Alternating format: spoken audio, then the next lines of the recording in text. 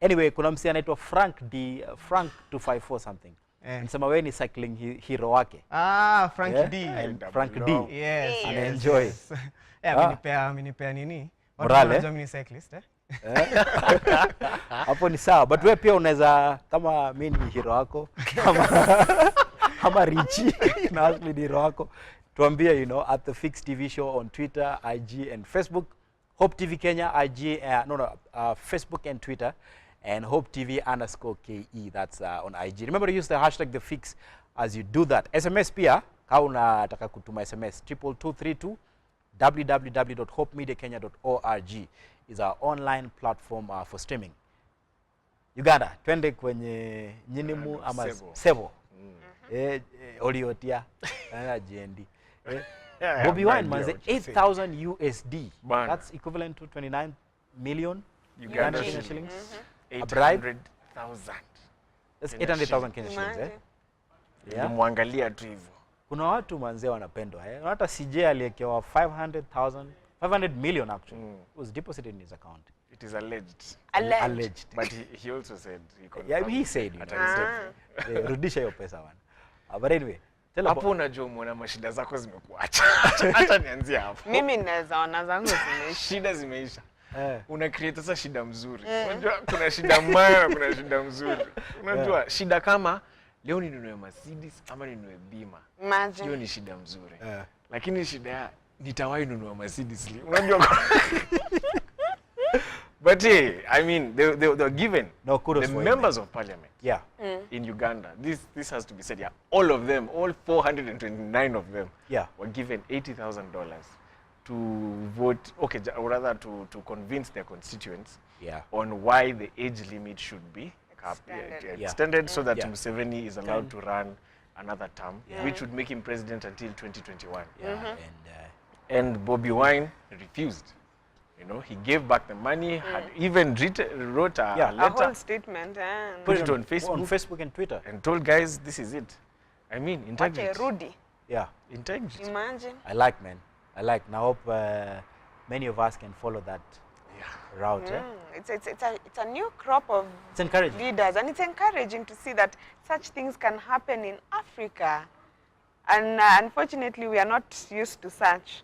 Unfortunately. This is so really now, unfortunate. This makes news. Integrity is actually making news. Like, wow. I know it could be happening. It could be in small ways. Now, this evening, just this evening, I was driving up a hill, and I was stopped. I think took a wrong turn, and the military guys, and they asked me for a bribe, outrightly.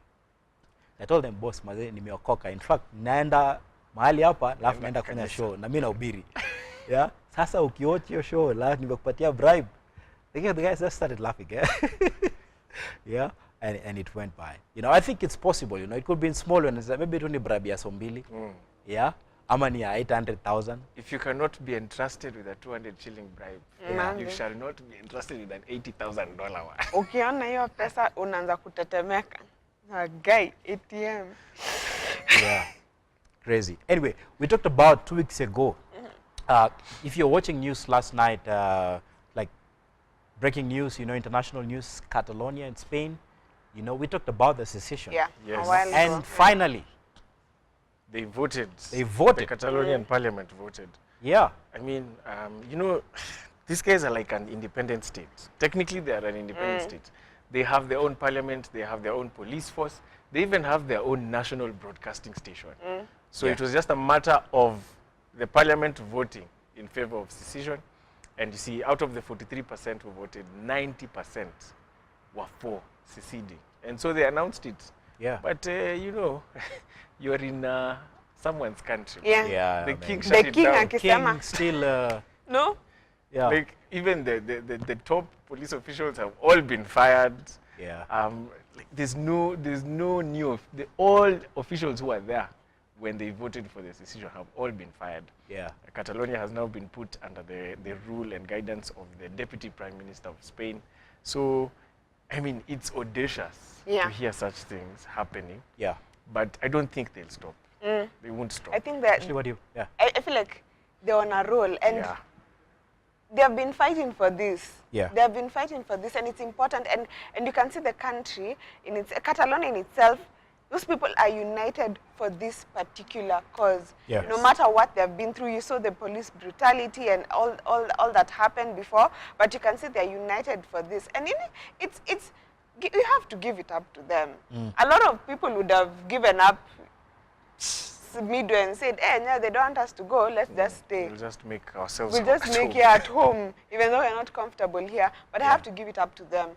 They're fighting for what they want. Also, the biggest question is, where do FC Barcelona play? If this goes through, they'll no longer be part of La Liga. Yeah. So they'll have to look for another league. Oh boy. Where they'll play, UFC Barcelona fans, eh? It is very interesting, I think. It's a different ballgame, man. I mean, international politics, I mean, and it's something that from outside we can only just read and try to understand, but really not grasp the issues that people of that particular nation are facing. Yeah. And still on international, Australia, manze, in Australia, the High Court nullified, imamba nullification. It is widespread. There's nothing new under the sun. Yeah? It's true. So the High Court nullified the PMs. Yes. The Prime Minister was illegally elected, man. Yeah, because he was found to have dual citizenship. Yeah. And the Australian constitution does not allow people to run for public office if they have dual citizenship. So Evo too. Maybe it would have pulled an Akombe or something. Fled to some other country. Yeah. Oh, but he denounced, that's the problem, yeah? He denounced his citizenship to New Zealand so that he could find favor with Australians when getting votes. Now it has come back to bite him. Yeah. It's over. I'm actually very curious about the Kenyan constitution and what it says about that. Because I have a cousin who's he has dual citizenship. Okay. And his dream is to become the president of this great nation. And I don't think anything should stand in between him and his dream. Well, I think in the famous words of Bifoli Wakoli, tutapatana kwa tepe. Tutajulia kwa tepe. Acha turudi Africa to some interesting news. Manze, kuna in South Africa that there were 2 white farmers in South Africa who were sentenced to jail for more than 10 years. That after they assaulted a black man, and this forced him into a casket, threatened to burn him alive. It's crazy, man. Richie, you did some. Yeah, I saw that, and I was actually shocked that. I mean, we understand how far South Africa has come, and the issues affecting them, and the whole history and the background of apartheid. But to have some people who still feel like they are still that privileged, to the extent, because this guy was actually walking. He was on the road. He was just walking, going about his business. And these 2 guys say he was trespassing. So they accused him, wakamweka kwa casket. Yeah. Imagine. How I think death has how we respond to death is cultural. There are some people who cannot even get anywhere near a casket. And then mtu amewekwa ndani akiwa alive. Imagine. I think, but I always say. Cringing. As we finish, man. Our time is up. Yeah. I feel like we're in Africa, and then the white man is still doing this against us. It's really annoying. It's actually annoying to say the least. And it reminds me of the story of Delamere and the guy who trespassed and he was shot dead in the farm. And it brings such memories, and you feel like, are we really free after all these years? Yeah. It doesn't feel so. All right.